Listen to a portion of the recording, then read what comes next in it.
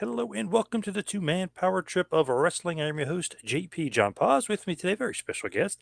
He's an Emmy award-winning sportscaster. He's a sports host. He's a podcaster. You can see him with Eric Bischoff. You can see him with Matt Hardy. He's, of course, Mr. Jon Alba. John, welcome to the two-man power trip. How you doing? Hey man, I'm great. Appreciate you having me here. What is going on in your world? What have you been up to? Seems like you're a busy guy.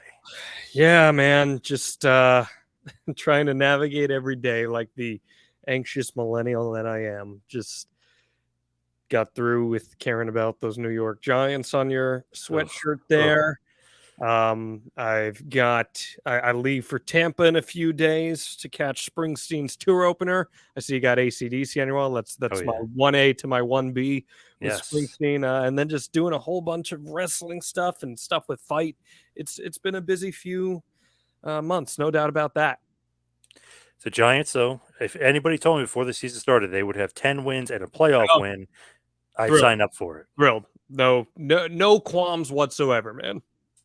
Eagles, much better team, let's be honest. Yeah, Unfortunately, they are. So, I mean, it is what it is, but I'm very happy the Cowboys lost. I gotta be honest. Very happy about that. That I, made my weekend, actually. I feel that. Oh, man, I hate them. Where is Bruce coming to Jersey anytime soon or no?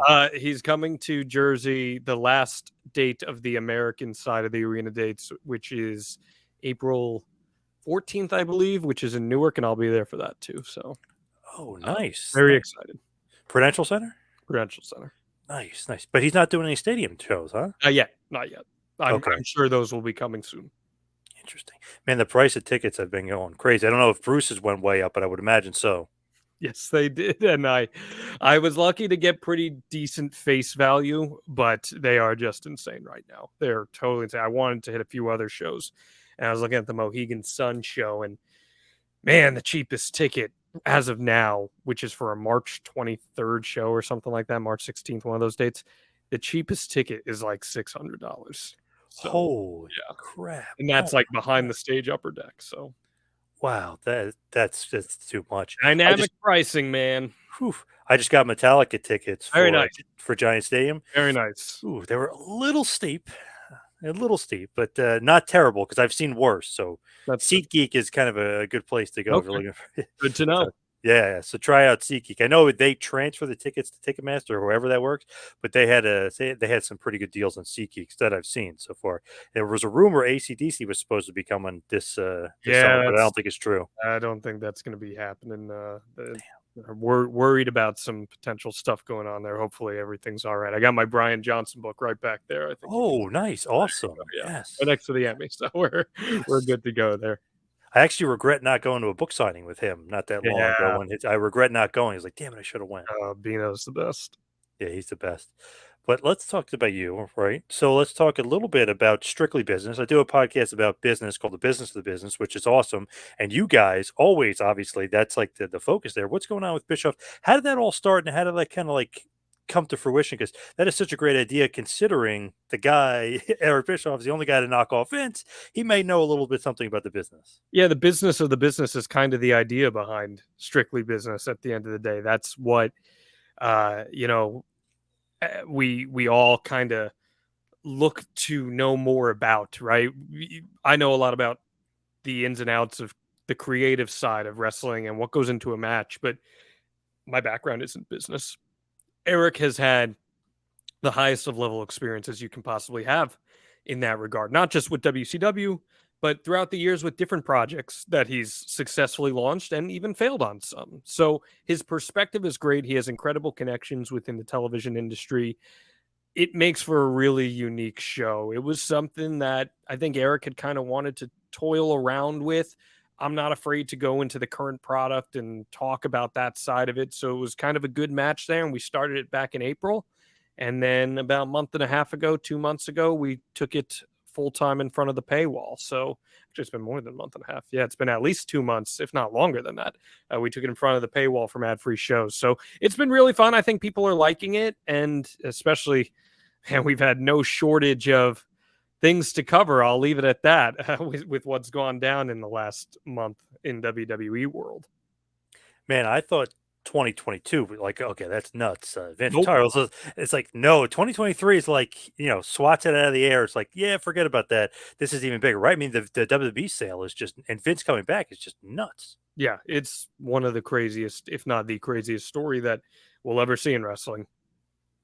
What did like you and Eric think just when initially when you hear sale Saudi Arabia bullshit? Did the detector go off like that? That can't be, or was there more to it than that? Was that maybe leaked for a reason? I mean, what did you think when that came out? You're saying Saudi Arabia specifically? Yeah. Yep. Um, I don't think it was leaked on purpose. I know there's a lot of people who think that. I don't think that was the case because if it was leaked on purpose and it affected the share price, then there's legality involved, and that's a problem. I know a lot of people believe that conspiracy, but I don't buy into that. Do I think there could have been smoke to the fire and there being some heavy discussions? Yeah, I had heard the rumors of there being some heavy talk and discussions, but I very much believed that the early reports by a couple reporters were preemptive and a little too early on jumping the gun on that. So I didn't put a whole lot of stock in that. Could Saudi Arabia ultimately end up with WWE? Yeah, it could. Could they end up being investors in an eventual private move by Vince? They could. But I don't think that it was done at this time, especially as they were just bringing outside firms into the process.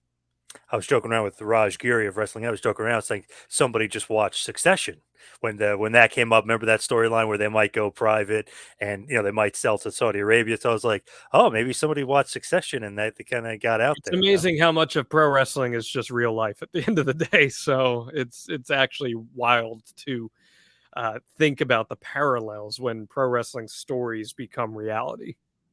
Do you think Vince will actually sell? I mean, is that like a fact? Is it definitely going to happen? Because it seems like everyone's got betting odds. It's a Comcast. Is Disney? Is he really going to I sell? think it's more likely than not that they sell, but I wouldn't guarantee it by any stretch of the imagination. Look what just happened as we taped this today. The Marino family that owns the Los Angeles Angels had been saying for months they were going to explore a sale of the Angels. It was going to happen. And then Art Marino just decided, actually, you know what? I'm not going to sell them after all. So, yeah, it's totally possible if Vince doesn't feel that there is something out there, or if he maybe comes up with an investing partner like the Saudis who then turn it private.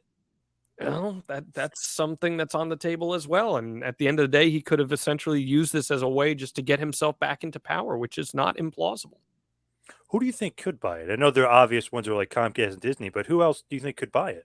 I think Comcast, Disney, and probably Saudi Arabia are your top three leaders in the clubhouse. You think Fox would want? I don't think Fox will be as high up in the pecking order just because I don't think Fox has the versatility and options with WWE programming that Comcast does or Disney does. But look, there's a relationship there, and Rupert Murdoch and Vince McMahon have a lot of similarities. So there's certainly no way that you can totally discount them. Succession again, Rupert Murdoch. There you go. Yeah. Triple H is definitely Tom Juan stands. I said it before, but he is definitely, obviously in that. But with that, it's almost like, okay, if they're going to sell, what are they going to sell for? Like, what are they worth? Like, I'm hearing rumors 6 billion, 8 billion. Do you like, what do you like? What's your sense? Do you think it's worth that much? I think WWE is probably looking for something in the 8.5 billion area. And the way that you can justify that number is not just in the live programming, but it's also in the IP, that intellectual property, the streaming service, the WWE network that's paired with Peacock currently. There are a lot of different directions that you can take WWE IP beyond just what goes on television. And that's something that not every entity has to offer when you talk about a sale or media rights negotiation. So I think that adds a lot of value specifically for WWE. 8.5 billion. I mean, that is a I think huge that's for what they this. want. Will they get that? I don't know, but I think that's what they're looking for. Double UFC. But obviously they have all those TV deals and stuff too, and like the Peacock deal. I mean, UFC And is much more pay-per-view UFC based. is real, and with UFC, you don't have IP. John Jones is not a character. John Jones is a real person, but Roman Reigns is a character. And what sucks for the UFC, John Jones hasn't fought in 3 years. Conor No, McGregor hasn't fought in a couple of I'm years. just Like, yeah, using I that know, as I know what you mean. I know yeah. what you mean. But it's almost like, thank God for WWE they can create these stars. Mhm. UFC might be a little harder. Like as we've seen through the years, sometimes they're a dime a Well, dozen. and the thing that's the difference there, man, is that UFC doesn't create the stars. The stars create themselves. Whereas in a It's company true. like Yeah, WWE, it's determined who's going to be the top guy, who's not going to be the top guy. it's true. When you look at it though, is that a insane number, like 8.5 billion for WWE? Is that insane? Because that's right up there, right? Is that more than the Cowboys, more than the Yankees, more than like Real Madrid? Is that, you think, accurate to them, or is that almost like, they want too much Well, for it? again, this is an entity that has not just domestic reach, but it has tremendous international reach as well. Something that, sure, the Yankees are popular worldwide, the Cowboys are popular worldwide, the Knicks are popular worldwide, but they're also secular, whereas WWE is not.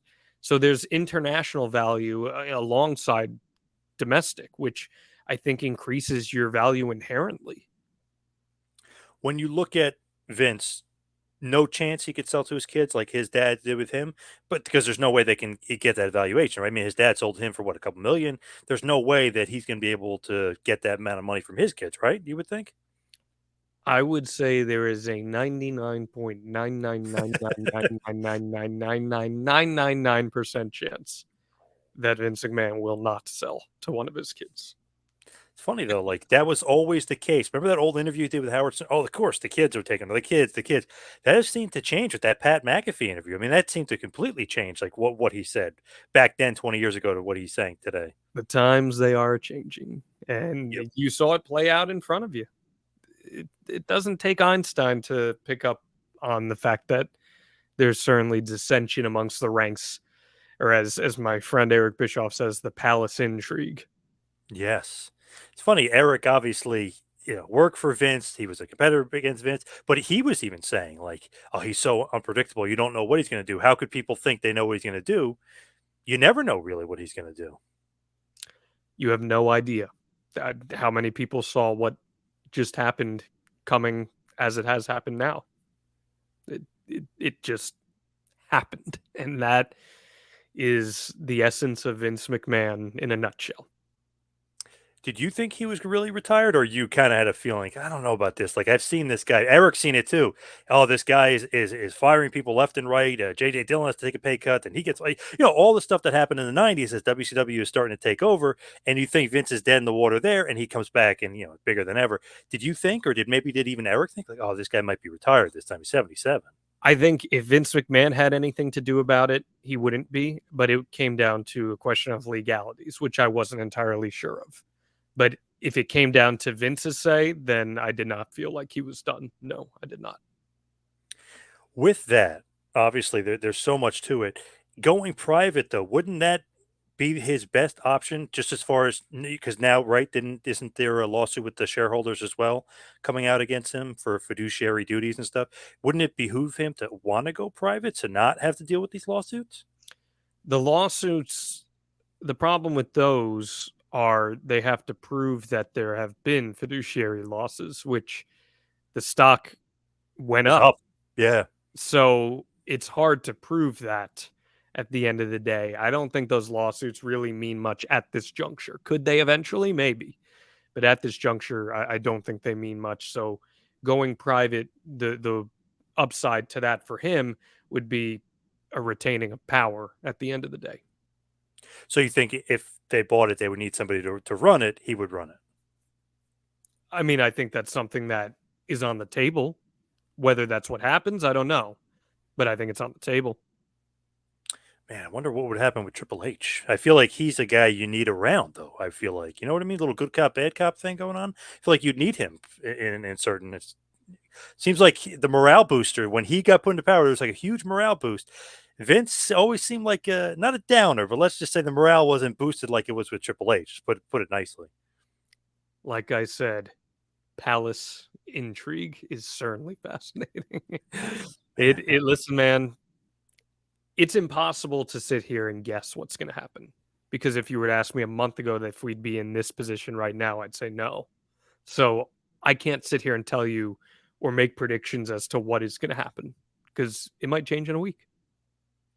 And the funniest thing is, we're all leading up to the Royal Rumble and WrestleMania, their biggest financial quarter of the year. So it's like they're gonna do stuff and make changes in sales during WrestleMania season. Seems kind of, I don't know. It seems kind of crazy if that were to happen. That seems like, I don't know, maybe the wrong time for it. Maybe I'm wrong on that, but just seems like, I don't know. It's pretty crazy right now. WWE WrestleMania season. It's a wild time, but that's also perhaps more of the reason for them to get this sale done or agreed upon while they're in the public forum, while there's all this interest, while they're in the conversation. WrestleMania, Los Angeles, second biggest city in the US. There's a big opportunity to steal some headlines there.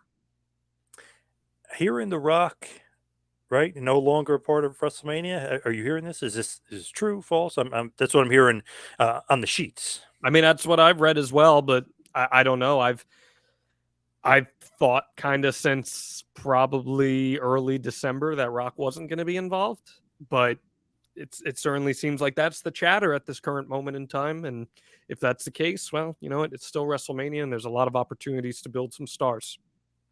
Why didn't you think he'd be a part of this one? I just feel like the way it was kind of being hinted at Cody coming back and with the Sammy stuff going on, throwing Rock into the equation might have been convoluting it a little too much. But that was just my gut. My gut could be wrong. Almost a little like Batista and Daniel Bryan from 2014, 2015 kind of thing, where the guy was so over, then you throw in this star, he comes back, and it doesn't really go as planned.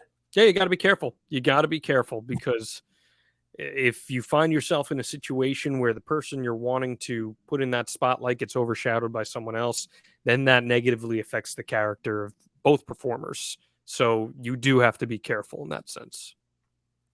What's great about Strictly Business, you guys bring on some pretty good guests. I saw recently Brian Badal, Eric's old buddy. That's somebody that was like, whoa, ears Yeah. perked up. I'm like, haven't heard that name in a while. Fusion Media Ventures. That's pretty awesome. I mean, that's got to be a really a great get because that's a rare guest.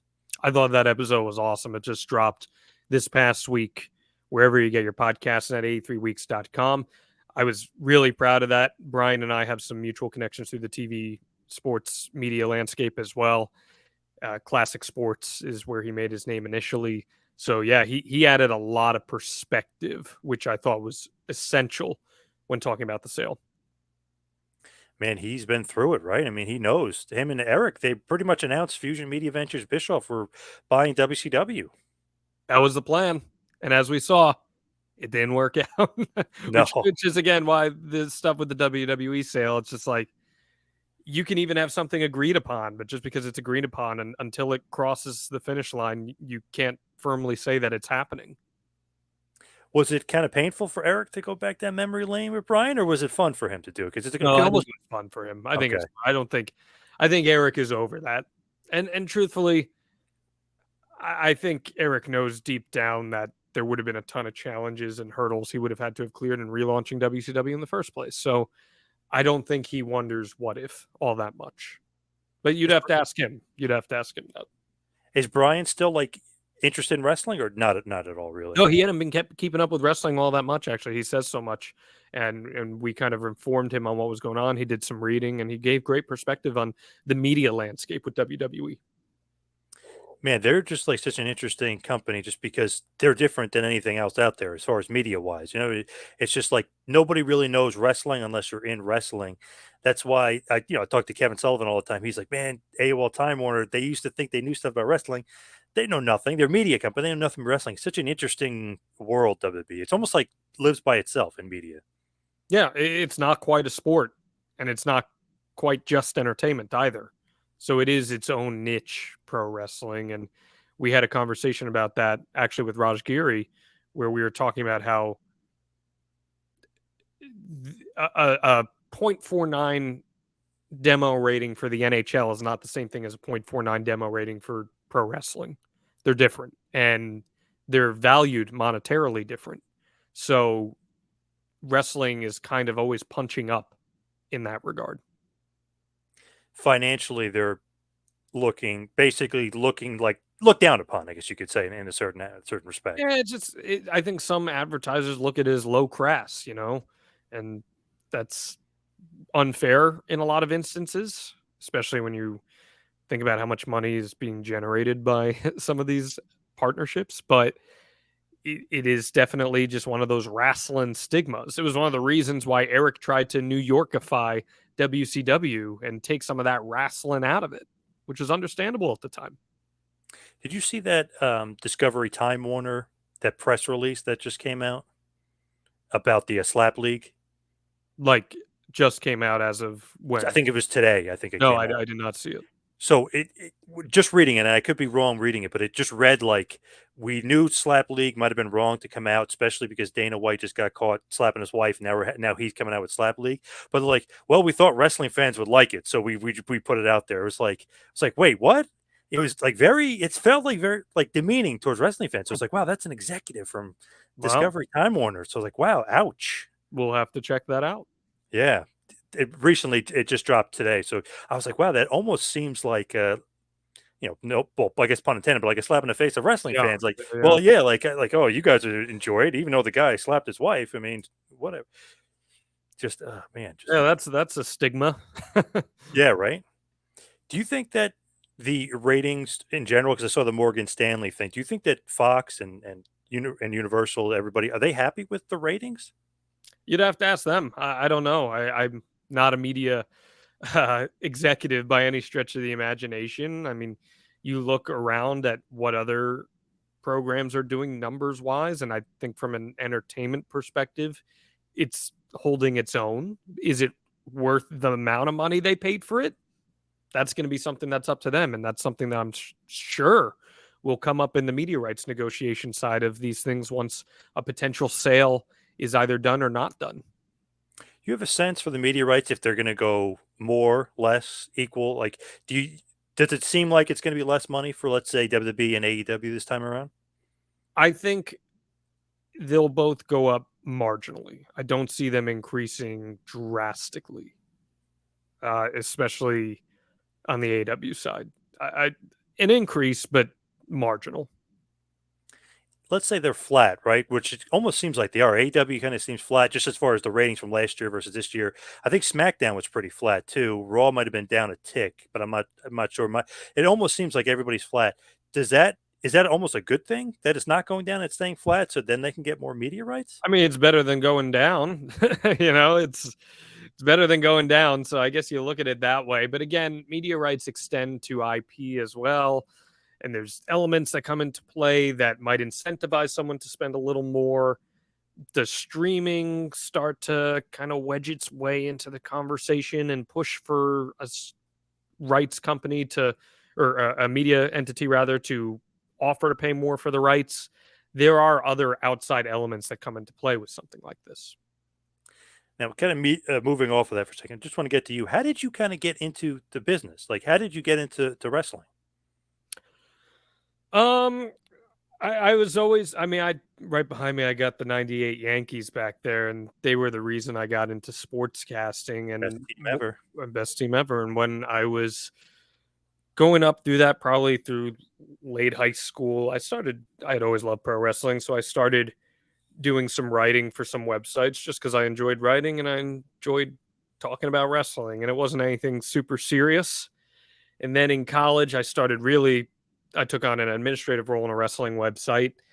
And then when I was in Bangor, Maine, as a sports director for an ABC Fox affiliate, I covered a one man show that Billy Gunn was doing. And I was interviewing him. And he said, you've got a very punchable face.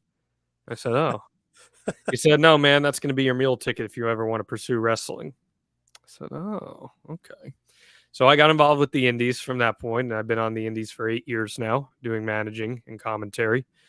And I covered pro wrestling kind of in the periphery, but then it was really around the pandemic when I was in Orlando covering sports, and I was kind of the only sports reporter there that knew anything that was going on with wrestling. And as you can recall, wrestling was really the only thing going on. So I was kind of right there, boots on the ground in the middle of all of it, and that allowed me to cultivate an audience that eventually resulted in me taking a little bit of a pivot.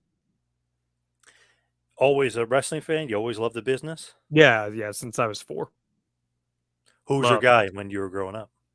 I had 3 guys growing up. I had The Rock, because who didn't love The Rock, right? Yep. Matt Hardy and Kurt Angle. And I got to say that I've done podcasts with both of them. So it's pretty cool at the end of the day. I That is try to remind myself that. that is great. What's the relationship like with Matt? Because obviously you guys had the extreme life of Matt Hardy, the very popular podcast you guys got going on. So how did that kind of just get rolling into it? Just say, hey, you Matt, I love you, Matt. I know everything about you. Like, how did that get rolling? Were you with Omega at any point? And no, Omega had long shut down at that Okay, point. But I was gonna say, yeah, you may be way too young for that, but okay. but you know, there've been some talks, and who's to say that we? My gut says, and I'm just saying, my gut says that Omega will rise again at some point. When I don't know. Wow, When I wow. don't know. I don't know when, but my gut just tells me that. Even if it's a one-off, I could see it happening. Um, I had always thought that Matt is. I say this analogy all the time. You're a big music fan, evidently. You like Van Halen. Oh yeah. I always felt like Michael Anthony, the bassist, was the secret sauce of Van Halen, because the Van Wow. Halen sound doesn't sound like Van Halen without those Michael Anthony backup vocals, right? Like, it's Van Halen because of those backup vocals. Michael Anthony didn't stand out in Van Halen, but you knew it was Van Halen because of him. And I always felt like Matt Hardy was the secret sauce of the Hardy Boys. Jeff was this rock star stunt man who did everything insane. And Matt was kind of the smart one. Not to say Jeff is stupid, but Matt was the smart one who a serial reinventor, right? Constantly reinvented himself, overcame his struggles, and managed to find success, and completely changed wrestling with the broken character and the cinematic stuff. Changed wrestling. So I'd always been a big fan, and I got this gig that I started with Conrad a couple years ago, and I had said to myself, Matt would make a great podcast. And he had followed me on Twitter a little before that. And I reached out to him and I said, just Matt, hey man, hope you're well. I've got an idea. I just need 5 minutes of your time. Here's my number if you want to give me a call. Like 3 weeks later, he called me at like midnight and was like, hey man, got 5 minutes. What you got? And it was time to pitch. Yes. And then he was like, I'm definitely interested. We sat down, had lunch in Orlando when AEW was in town, and that was it. We were off to the races. And we launched the Extreme Life of Matt Hardy in January of 2022, and I can't believe we've been doing it for more than a year now. Got my Pretty awesome. Matt Fact, Matt Fiction shirt on right now. Oh yeah, there we go. Nice. Yeah. Pretty good though. That pitch must have been pretty good for him. He must have I'd loved like it. to think so. I mean, I kind of had an idea of where I wanted to go with it. And I think, Matt, if you've listened to the podcast, and I know it is kind of a sleeper for a lot of people, but I think Matt is one of the best storytellers in wrestling, and his recall is unbelievable. He has incredible recall. We'll be talking about something. He'll be like, yeah, I moved forward with my left foot in this instance because I was trying to do this. I'm like, bro, this happened 22 years ago. How do you remember that? Yeah, So weird. his recall is pretty incredible. Talked to a bunch of wrestlers, obviously, millions of them, but they always said, like, as far as that time period, like, oh, Matt would lay out the matches. Like, not that Jeff wasn't involved, so, but Matt, No, that's right. Matt laid out the matches, and Jeff said, okay. yeah, That's how it happened. like Jeff completely trusted whatever he said, and obviously it all worked out. They became two of the big stars of the Attitude Era, You're the greatest. and after that, right? So obviously following in Matt, but it's funny. Like I was talking to Devon Dudley, he's like, "Yeah, we would lay out the match with Matt." I was like, Yeah, "Oh, well, okay, and Devon, it's kind of the same way with Bubba, where Bubba was kind of the brains of the operation, and Devon was the super over the top performer of the two of them, and Bubba was kind of the one who had the wheels turning. So I think a lot of tag teams kind of have that dynamic. yeah." It's interesting with Matt and Jeff, just because Jeff just seems like he's just like crazy. He's out there. He's nuts. Matt always seems like he's very like he knows what he's doing. He's very prepared. He's very more psychological, I guess you could say. There, he's got that the psychology of wrestling down. Matt Hardy and I have a very similar mind for pro wrestling, and I think that's why we really gel in the way that we do. What do you think about just current wrestling? Kind of maybe what does he feel about it too? Does he feel like it needs to be more old school? Does he like the direction it's going? Like what's the sense there? One thing I love about Matt is Matt shares a very similar principle to me as far as what wrestling can be. And it's that wrestling can be anything as long as the passion is there and it makes sense. And that's something that I really hold firm to, even if it's something that's out there and eccentric like the cinematic stuff. If there's purpose, if there's passion, then I think pro wrestling can be that, whatever it may be. Are there people that try to take the shortcut on that? They do. Are there people that just do flips with no purpose and storytelling? There are. Are there people who just do technical wrestling with no further story or flash put into that? There are. I think wrestling can be just about anything. And I think that's something that Matt and I really share in common. I mean, think of it. Matt loves the Young Bucks, obviously, they're his boys, but he also loves a team like FTR, who are two totally polar opposite performers at the end of the day. Man, I feel like AEW dropped the ball. FTR, Young Bucks, year-long feud, or have like 20 matches in a row. Like, oh man, I think they fought what twice or three times. Like, oh man, I Yes. wanted to see that feud. Yeah, I wanted to see Yes. that. Yeah, and Crazy that that wasn't you longer. might get more, but you also don't want to overdo something because if you overdo something, then it starts to lose a little value. Like I love the Lucha Bros and I love the Young Bucks. I don't need to see them fight again for years. You know what I mean? Right, So right. Yeah, that's true. sometimes you just got to kind of step back a little bit, let it breathe, and then revisit it down the line. Weird Matt Hardy question just out of nowhere because about a month ago or so, I was driving down to Tennessee and I drove by or near this place, Damascus. Is that where he got that from? Literally from North Carolina to Damascus, North Carolina? I don't know where he got the name from. He might have talked about it on we did an episode on Stadium Stampede with Chris Jericho. Chris Jericho was a guest on it, and we talked about the beginning of the pandemic with AEW and his plans with the broken character. We might have talked about where Damascus came from. I'm not entirely sure. I think Damascus, if I'm not mistaken, has some sort of biblical connotation, and I think that might be where it's from. But I'm not entirely sure. I'm doing a quick Google. It's the capital city in the Southwest, reputedly the oldest city in the world. And Matt's whole thing with like these entities and broken characters are they've traveled through time and space. So my gut says it probably has some meaning on that, but just about everything Matt does has a reason behind it. So I wouldn't be surprised if there was some tie there. He's so funny though because remember he'll just bring in like obviously he knows Hurricane very well, but he'll have Hurricane show up. Bundy, I was actually Jersey guy just like us. King Kong Bundy was his manager, like behind the scenes stuff for a few years before he passed. He's like Matt Hardy a while ago wanted me to do some broken thing, and I was gonna have to go to North Carolina. I'm like, oh my god, that would have been awesome. Bundy randomly showing up in the broken universe. I was like, Yeah, oh my god, he just like his thought process is out there, but in like a fun, cool way. very fun way. He's a smart guy. And whatever he does when he retires, there will be people who can learn a lot from him. And I hope if you listen to the podcast, I really hope that you learn from it. That's our goal every single week to teach you something about pro wrestling through stuff that he's done. I know people have used drones before, but was he the first one to like think of that idea as far as like using it for a wrestling shot? Because I don't remember too many people doing that No, before him. I mean, to my knowledge, he's the first. A lot. I say this. Listen, the cinematic stuff by the end of the pandemic era of shows, they got to be a lot, no doubt about it.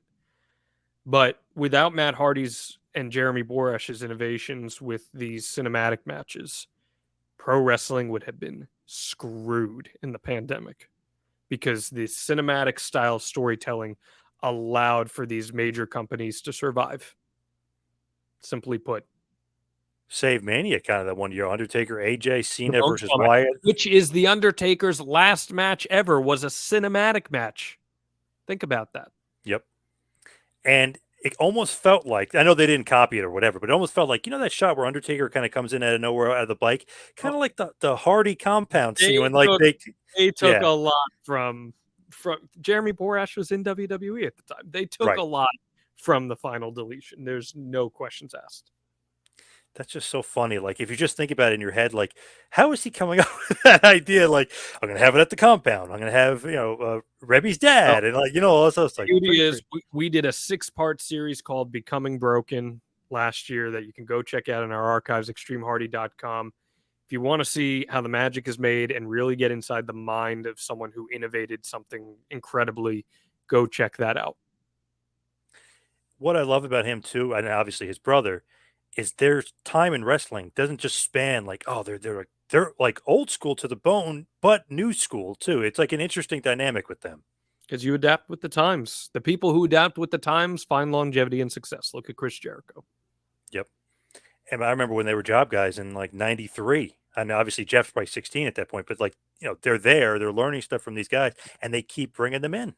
Yep. And we did a whole episode about how that all came to be with the Italian Stallion and George South stealing their money and them having to find ways to get to WWE TV and get booked without them. It was a journey and a half. And we just did a 30 years of Matt Hardy episode a few months ago where I spent 5 months working on a video, getting all of these people from his career. It's a 25-minute video to send in best wishes to him. And there are some characters, some that you would have never even known interacted with Matt Hardy, and it was awesome. Talked to Gary Sabol last year, actually, the Italian Stallion. I talked to him last year. He's got a whole different side of the story, but Oh, I'm sure he does. I'm but sure he but of does. course he does. Like, if he didn't, I would be shocked. You know what I mean? Of course he does. Yeah. Like they say, there's 3 sides to every story in wrestling: one person's side, and the truth. So that's how it goes down. Does Matt still converse with George South at all, or no? George South, yes. Okay, George no, South. I was He, gonna say, I would he imagine. loves George South. He loves George South. But George South was a hustler. Right.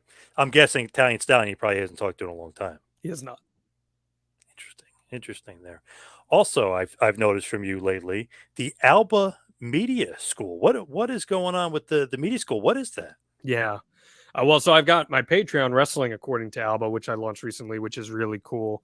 And we do Ask Albas. We do a thing called Tape Study where I have my patrons vote on a match and we break it down move for move and talk about psychology and why this leads into a story. So that's been awesome. But I launched the Alba Media School, albamediaschool.com. Again, I've been in television and media for more than a decade now. I've done pretty much everything there is to do. I've been on television, I've been in radio, I've been podcasting, I've been writing, I've produced, I've experienced it all. And something I take a lot of joy in is teaching and mentoring. I've been doing it for a long time. So now I can do it in a way that is constructive and for a very affordable price, in my opinion, have one-on-one sessions, just like how you and I are talking right now, where I break down people's works. I help break bad habits that people may have on air that they don't even realize they're doing. And so far, the feedback has been universally positive. So I'm pretty grateful for that. And it's been fun. Pretty good to give back. Obviously you've worked everywhere, right? I mean, pretty much every major sport. Yeah. I mean, I've covered the NBA, NFL, Major League Baseball, NHL, college football, college basketball, all college sports, really. PGA, NASCAR, high school, pro wrestling. I've covered just about everything that you can possibly cover in that spectrum. Plus, I've done news work too. So, all across that spectrum, I feel like I've covered pretty well. How'd you like cover all those different sports? Is it just like you're working on one station and then they kind of pivot you and move you everywhere, or like how does the NFL pop up and the NBA? Like how did Well, that come to be? it's whatever's in your market. So, like, I was in New England to start. What's in the market? High school sports, obviously. University of Maine, where I started, D1. Then you're also covering the Patriots and the Red Sox and the Bruins and the Celtics. And then when I was down in Orlando and Tampa, you're covering the Buccaneers and the Magic and Orlando City and Daytona 500 and all those things. That's all within your coverage zone. So you're pretty versatile with sports. I mean, you like every sport pretty much. I certainly like some sports more than others. There's no questions asked about that, but sometimes you got to fake it till you make it. Yeah, I could see that. Yeah, I've seen some sportscasters where not that you've ever done, but like you mispronounce somebody's name because you're not really familiar with the sport or Well, whatever. see, But that I I've seen won't that all ever the time. do because again, you're a pretty big sports fan. I'm sure you're familiar with Ian Eagle, the play-by-play guy. Oh yeah, yep. Ian Eagle's my mentor, and Wow, awesome. and the best piece of advice I ever learned from mine is something I've carried with me through everything I've done is that pre-production is production. The work you put in beforehand will reflect the quality of the work you put out.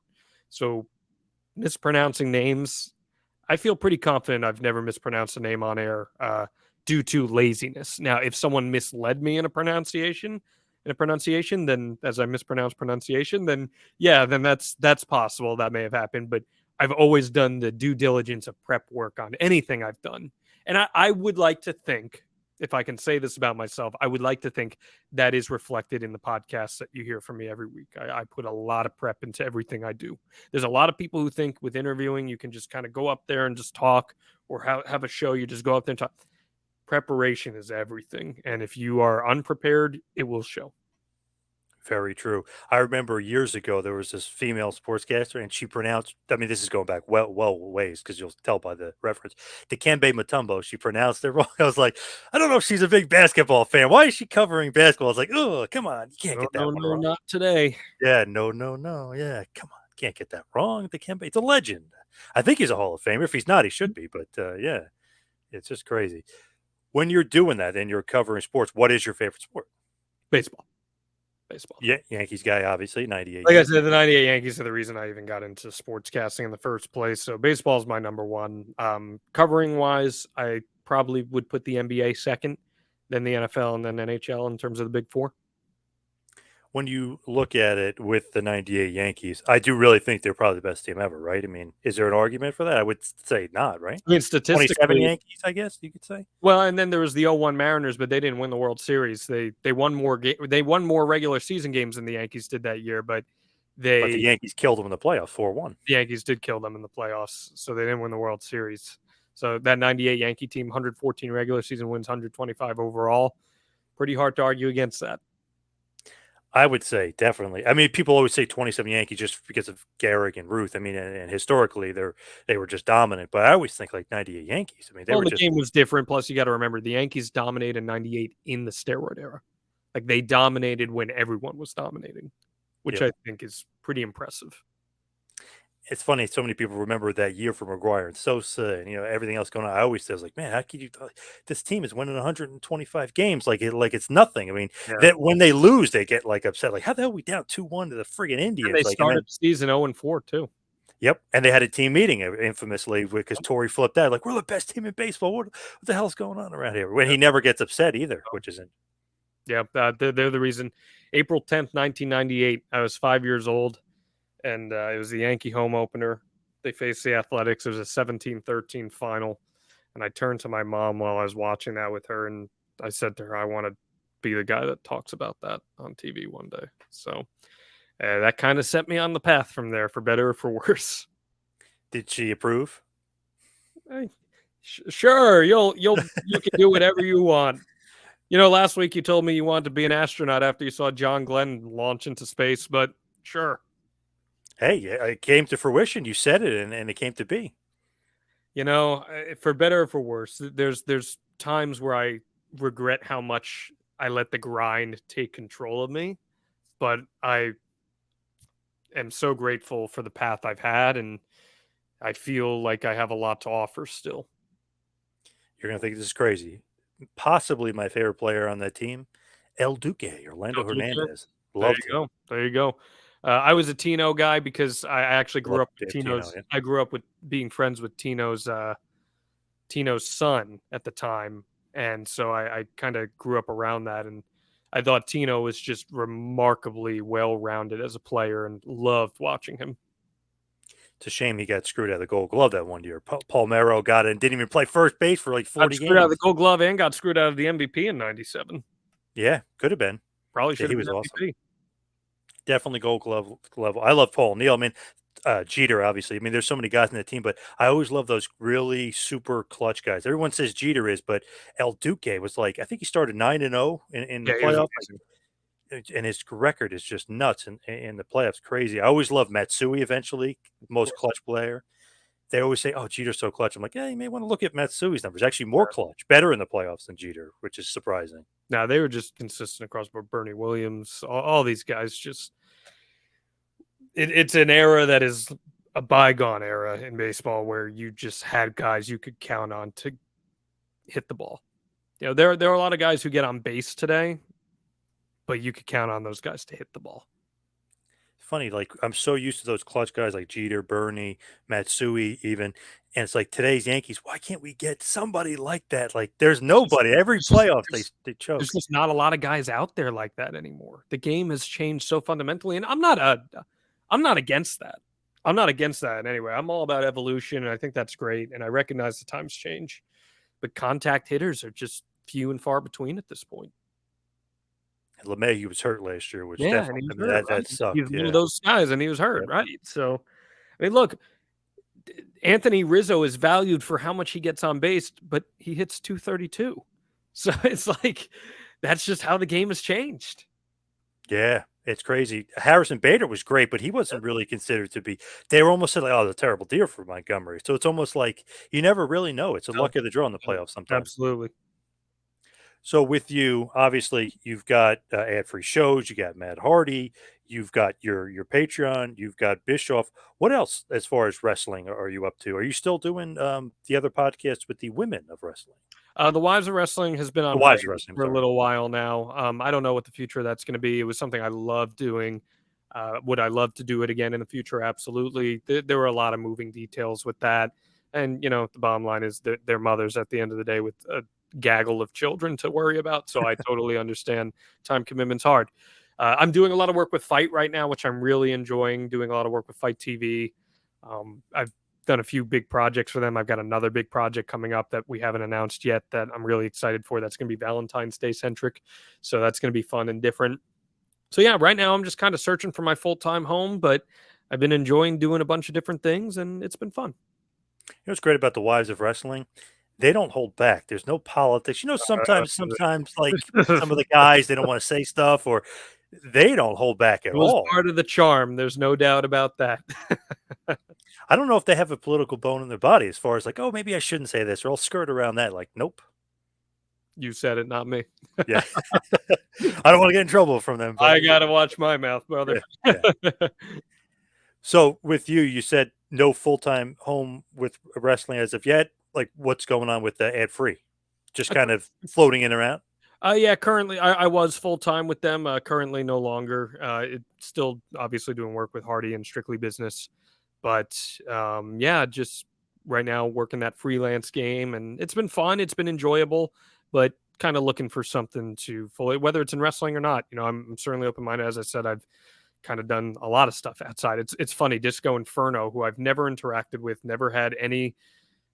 I don't even know how he found my page and whatnot, but he made a comment last week about how he took something from my quote tweet and said that I live in the wrestling bubble.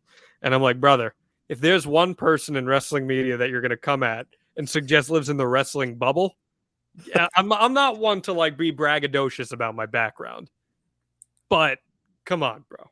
like, like I've covered the Daytona 500. I've covered the NFL playoffs, the NBA playoffs. I don't come after me on that front. I actually was going to mention it to you, and I'm laughing because I'm thinking in my head. I listen to K100 all the time, listen to Conan and Disco, and they brought you up, and they were talking. Did they really? They were talking about it. And Disco said this. He goes, "This guy didn't realize that I was joking." So he said he wanted to bust your balls a bit, and he said, "I don't know, like how he came about your name. He didn't explain like where he found the tweet, anything like that, but he just said he wanted to bust your balls." Listen, if you follow me on Twitter, you know that 85% of the things that I tweet are unserious and I'm constantly busting my own balls. I tweeted yesterday that they should, the injury music when a player gets hurt on the Fox football games. Yes, yeah, I get said the that they stomach. should they should play that at the end of my first dates. I have no problem making fun of myself. That's fine. Right. But he took a personal shot without even knowing me, whether he was joking or not. It was pretty personal. And there were other people there who were just like, what is this? Well, why would you say something like that? Like, if he and I had a relationship where, we bag on each other, that's fine. I've literally never interacted with Disco Inferno prior to this. So I don't know where that came from. It didn't come across as joking to anybody else. I wasn't the only person who didn't feel that way. I don't know if him calling it joking afterwards was him trying to recoup that, but Yeah, this is news to me. I can't say I listen to their podcast. So, listen, I have no problem making fun of myself and any of that, but that just seems like the one really weird thing to come after me for. I don't, even if you're joking or not, it just seems a bit strange. He did admit that Dax had a great line at him. I don't remember what it was, but Dax came back at him and hit him with a line. So he's like, okay, he goes, that was pretty good on Dax, pretty Yeah, funny. Dax is Dax is a real one. Dax knows. I forget what it was. It was It was about they did an Ask Dax question thing. right, yes, yes. That's how Dax was They involved. said Yeah. no wrestling questions. I said, "What do you think makes a good commentator?" And it wasn't. I wasn't asking him to talk about wrestling. I was just asking him to talk about, like, you know, what goes into a great commentator. What do they do? Don't tell me about, rest holds and all this stuff. Just from your perspective, what goes? He's like, "Well, that's a wrestling question," and all this stuff. And I was like, "Bro, I'm a broadcaster. I want to know what he thinks is in a great broadcaster." And then Disco himself asked a question about wrestlers, and Dax pointed that out. So That's what it was. yeah, That's what it was. Yes, yes. it was so stupid. It's and I listen, I don't have anything against Disco Inferno. It was, I see what he says to other people. I see how he lives to troll other people. It's just not cool. I don't know. Like, it's one thing to mess around with people that you know. It's one thing to mess around with people that you've never interacted with and don't know. It's just, trolling is just so stupid. And like, I see it on Reddit all the time. I mean, Reddit is brutal. They will take things that I say and try to make me out to be this just horrible human being. Squared Circle Jerk, the Reddit subthread on there, is the subreddit or whatever it's called, is just harassment. It's straight up harassment. And it blows my mind that something like that is even allowed to exist. I'm all about having a little fun with people, but when it becomes mean spirited, we don't have need for that in this world, you know? Yep. Why do you go on there and read it though? Or are you on there anyway? Reddit? Yeah. Oh, I have people DM me all the time Oh, oh. that are like, look what they're doing. They'll send me screenshots, they'll send me a link. And yeah, I don't go on it to check on my own volition. I was gonna say, I was like, that's kind of counterproductive. Like Yeah. it's like, oh, look at this asshole. This guy's an No, asshole. I don't go on it on my own volition. I do check to see what they say about Matt Hardy. And again, they usually miss the point. So Man, I feel like the trolls, obviously they're usually nameless, faceless, you know and what I that's mean? it. Yeah. I mean, most of the time they're always, and listen, none of us are perfect. If I make a mistake, if I say something stupid, if I do something stupid, I'm always going to own up to it because you have to, because people hold you accountable otherwise. So I have no problem doing that. But when people become mean spirited, it's just a different. And I'd like to think I have a pretty good track record of trying to lead by being conscious of other people's feelings and mental health, and all that stuff is very important to me. And compassion. Not everyone shares those values. That's just how it is. Just imagine though, like these people, nameless, faceless, obviously, but it's like, what goes into their head when they like, oh, I'm going to troll this person online? You know what I mean? It's such a weird thought process to They me have sometimes. nothing better to do, JP. They have nothing better to do. It is an odd, odd thing. Like even like people would leave like a review, like, "Oh, this show sucks." Like, well, then why are you listening to it? Listen to something else. Like it's very, very weird behavior. But I guess because they can get away with it because they're not face to face. It's online. Nobody can find out who you are. Like, yeah. And most of them would never say this stuff to you in person. Oh, of course not. Yeah. I've had people who've been like, I used to troll you on Twitter all the time, but then I met you and I actually realized that I was kind of a jerk for doing that. I'm like, yeah. Thanks, weirdo. Yeah. Yeah, Thanks, you right. wicked weirdo. Yeah. Right. So it is what it is, man. You just have to have tough skin. Yeah. Thankfully, in my case, TV news really, really prepared me for that, because some of the stuff that was said to me in TV news, the wrestling stuff pales in comparison to that. So you just learn to roll with the punches. Funny. I don't know if this is true or not of all stations and stuff, but I did some like it when I was at Monmouth University, which you probably know. Not, I mean, My sister went to Monmouth. Mhm. this is going back years. Like you'd have somebody in your ear, and they're like shit talking to you, like you're trying to work on a show. You hear stuff like that. I'm sure that happens in a lot of TV news stations. I mean, that's more like college level stuff. But I just thought that was so funny. I was like, wow, this is really going on here. Like you're talking that stuff while the show's going on. Like, Yeah, I mean that happens, but then also just what you get from viewers and audiences and all that. I mean, had people come up to me in person while I'm grocery shopping and say, "You look a lot more attractive in person than you do on TV," which is just such a weird thing to say to somebody. Why would you ever say something like that? What gives you the right to say something like that? A little I'm not really creepy. sure. Yeah, just a little bit. But as we start to wind it down here, we'll head towards the finish. I know we were kind of talking about what you're up to next, but where do you see yourself? Like, what do you want to be up to? Like, where do you see yourself in a few years? Obviously, you're dominating with fight, but where do you see what as far as goals? I don't know. And I don't say that because I don't have goals. I've just learned that with this industry, you are taken in so many different paths, and everything is right place, right time. Everything. So I can't confidently say what I'll be doing 6 months from now, let alone 5 years from now. At the end of the day, I want people to look back at my work as high quality work. I want them to feel like the caliber of my shows and content was of higher quality than others because of the preparation I put into it, because of how much heart and soul I put into interviewing. I really think if you watch or listen to something I do, that you can hear how much I put into my interviews and crafting telling those stories. And I just want to be looked back upon as someone who was compassionate to others and treated others the right way in the industry. That's really important to me. So wherever that takes me, man, I don't know. But I hope that's what people take away from that journey.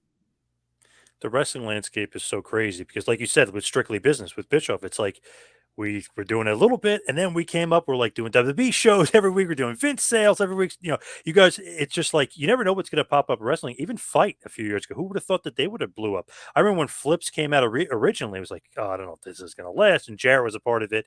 And it's like, who knows what's next? Because Premiere is out there now. I mean, there's competition for streaming, Pro Wrestling TV. I mean, it's just there's so much out there that has changed within literally the last couple of years that it's just grown exponentially.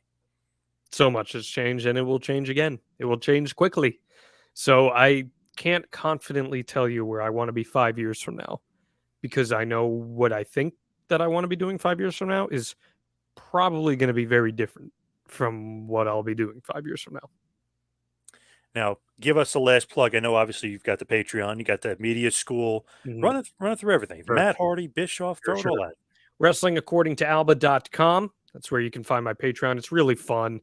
The lowest tier is like $5 a month, and there's still good content that you get from it. So go check that out. We have a great community of fans that we built that have become like family to me. We call them the Alba Army. So we're into that. AlbaMediaSchool.com, that has all the information on that and the different price levels and tiers. If even you think you might want to check out that content creation side of your creativity, I highly encourage you to just give it a read. AlbaMediaSchool.com. The Extreme Life of Matt Hardy drops every single Friday wherever you get your podcasts, and ExtremeHardy.com. Strictly Business with Eric Bischoff drops every single Thursday wherever you get your podcast, 83weeks.com. And I host a show every Monday nights on the Know Your News Network on YouTube called Out of Bounds, where we look at the weird, wild, and wacky in the sports world every single week. That is 6 p.m. on Monday nights. Man, I don't know if you saw that Bills And game. This is good. fight. Sorry, and fight. Oh, of course, fight. Yes. I don't know if you saw that Bills game. Did that come off a little bit weird? The Hamlin stuff. I mean, am I crazy or no? What do you Did mean? you see that? In what regard? They didn't show him. He was almost like dressed as Dark Man. Remember that old Yeah, I mean, that I was think, so weird. yeah, it was a little strange, but I didn't look too into that. All right. I was gonna say maybe that was covered on out of bounds or something because I don't know. It was so like he's doing the Hamlin symbols and stuff. I was like, well, how come they didn't show him? I know the weather was horrible, Wait, do but you it was think that weird. was like fake Diesel or something like that?